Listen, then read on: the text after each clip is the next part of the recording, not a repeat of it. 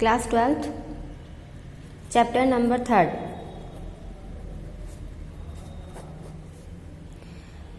इस चैप्टर के हमने शुक्राणु जनन की विभिन्न प्रावस्थाएं, अंडाणु जनन की विभिन्न प्रावस्थाएं दोनों के स्ट्रक्चर पढ़ चुके हैं। अब अगला क्वेश्चन आता है शुक्राणु जनन एवं अंडाणु जनन में समानताएं और अंतर। जब इनकी प्रावस्थाएं हम लोगों ने पढ़ी है तो इनमें कुछ समानताएं भी होगी और कुछ अंतर भी होंगे, तो उसके बारे में आज हम पढ़ेंगे। ठीक है,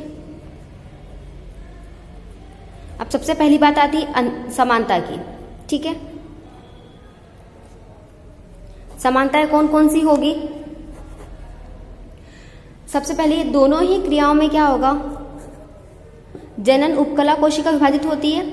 ठीक है, पहला जो सबसे बड़ी समानता क्या होगी, स्टार्टिंग प्रोसेस जो होती है उसमें दोनों ही क्रियाओं में जनन उपकला कोशिका विभाजित होती है। कौन सी कोशिका विभाजित होती है? उपकला सेल्स, कोशिकाएं। ठीक है, जनन उपकला कोशिकाएं विभाजित होती है। और दूसरी समानता क्या होगी? दूसरी समानता, दोनों ही क्रियाओं में तीन मुख्य प्रावस्थाएं होती है। तीन प्रावस्थाएं होती है, गुणन प्रावस्था, वृद्धि प्रावस्था और परिपक्वन प्रावस्था। ठीक है, तीनों में, दोनों में क्या होगा, तीन मुख्य प्रावस्थाएं होती है। मुख्य प्रावस्थाएं कौन कौन सी? पहली गुणन, ठीक है, दूसरी वृद्धि, तीसरी परिपक्वन। ठीक है, शुक्राणु जनन में भी यही प्रावस्थाएं थी तीनों, और अंडाणु जनन में भी यही तीनों प्रावस्थाएं थी।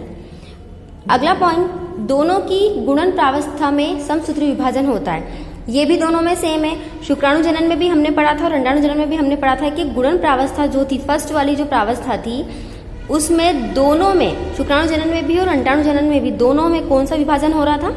समसूत्री विभाजन हो रहा था।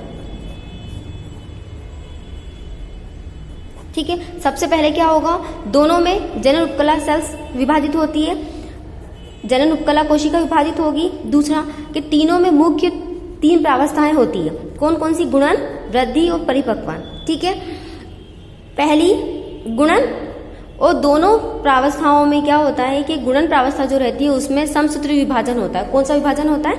समसूत्री विभाजन होता है।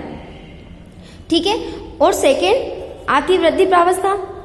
अब वृद्धि प्रावस्था में, जैसे गुणन प्रावस्था में दोनों में, शुक्राणु जनन और अंडाणु जनन में दोनों में समसूत्री विभाजन होता है, वैसे ही वृद्धि प्रावस्था में दोनों में क्या होता है? आकार में वृद्धि होती है। क्या होती है? आकार में वृद्धि होती है। भोज्य पदार्थों को एकत्रित करके क्या हो जाती है? सेल्स आकार में बड़ी हो जाती है। ठीक है, क्या को दोनों की वृद्धि प्रावस्था में कोशिकाएं आकार में क्या हो जाएगी? बड़ी हो जाएगी। ठीक है, गुणन में क्या होगा? समसूत्री विभाजन होगा दोनों में से, शुक्राणु जनन में भी और अंडाणु जनन में भी। और तीन जो मुख्य प्रावस्थाएं होती है उनमें दोनों में, पहली में गुणन प्रावस्था, तो शुक्राणु जनन में भी क्या हो रहा था? समसूत्री विभाजन हो रहा था गुणन प्रावस्था में, और अंडाणु जनन में भी क्या हो रहा था? गुणन प्रावस्था में समसूत्री विभाजन हो रहा था। ठीक है, और शुक्राणु जनन में वृद्धि प्रावस्था में कोशिका आकार में बड़ी हो रही थी, और अंडाणु जनन में भी वृद्धि प्रावस्था में कोशिका क्या हो रही थी? आकार में बड़ी हो रही थी। और तीसरा आता है परिपक्वन प्रावस्था। इसमें क्या होगा? इसमें दोनों की परिपक्वन प्रावस्था का पहला विभाजन अर्धसूत्री होता है और दूसरा समसूत्री होता है। ये बात भी क्लियर बताई थी मैंने।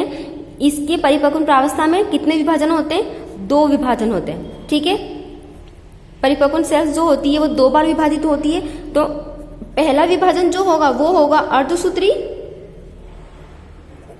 और दूसरा विभाजन जो होगा वो होगा समसूत्री। ठीक है, पहला विभाजन कौन सा होगा? अर्धसूत्री होगा, और दूसरा विभाजन कौन सा होगा? समसूत्री होगा। गुणन प्रावस्था और वृद्धि प्रावस्था में 2 बार विभाजन नहीं होता, इनमें सिर्फ एक बार ही विभाजन होता है। लेकिन परिपक्वन प्रावस्था में 2 बार कोशिका जो है वो 2 बार विभाजित होती है, जिसमें से पहला विभाजन जो होगा वो अर्धसूत्री होगा और दूसरा विभाजन जो होगा वो समसूत्री होगा।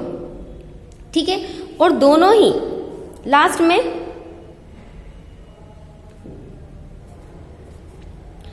दोनों में ही क्या होता है? दोनों ही क्रियाओं के अंत में अगुणित युग्मक बनते हैं। लास्ट में क्या बनता है? अगुणित युग्मक।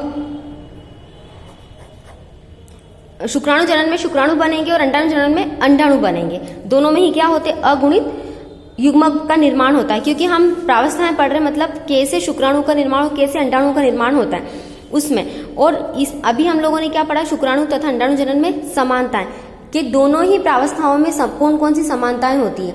सबसे पहले जनन उपकला सेल्स विभाजित होती है दोनों में सेम, ठीक है, शुक्राणु जनन में भी होती है और अंडाणु जनन में भी होती है। तीनों में दोनों में तीन मुख्य प्रावस्थाएं होती है, गुणन, वृद्धि और परिपक्वन।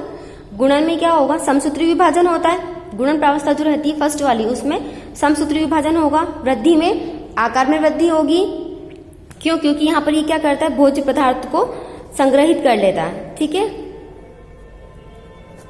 और तीसरा परिपक्वन प्रावस्था, इसमें दो बार विभाजित होती है, पहली होगी अर्धसूत्री और दूसरी होगी समसूत्री। और लास्ट में दोनों में ही क्या बनता है, अगुणित युग्मक का निर्माण होता है, ठीक है। ये तो हो गई इनकी समानताएं। अब अगला टॉपिक हम पढ़ेंगे अंतर, कि इनमें अंतर क्या होता है, ठीक है।